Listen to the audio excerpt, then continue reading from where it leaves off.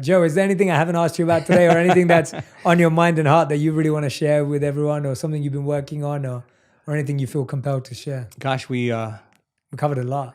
we've covered a lot. We're doing some really cool research with random event generators, and random event generators are sophisticated coin tosses. If the more you toss a coin, the more you're going to get 50-50 heads or tails, right? So this program machine generates about 1,000 tosses in a second. So you're looking at a very, very sophisticated machine. And if you run it for 30 minutes, you're going to see in time an equal number of ones or zeros or heads or tails, and you're going to see the straight line.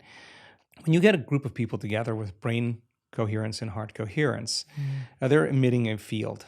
And when we do healings in our events, 100% of the time when we do those healings, those random event generators have dramatic skews to show that random events become less random and more intentional.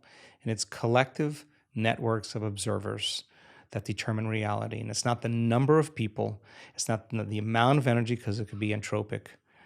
It's the most coherent energy. And we're causing a machine that's programmed to behave in a very, very different way. And I think that idea of community, of people coming together when everybody else is in fear, to show courage, when everybody else is in pain, to show compassion, when everybody else is in anger or hatred, to show love. I mean, I think by nature as human beings, I think we are wired to give, to connect, to commune, to take care of one another, to heal one another, to shine for one another. And our data is so exciting to actually support that theorem. Yeah, I love that you brought that up, and that's very macro and big as well, but also micro in that you're measuring people's daily experience. I think, when I think about families who live together, or couples or partners, or whoever you may be, when you're sleeping together, when you're waking up together at the same time, when you're sitting for meals together, when,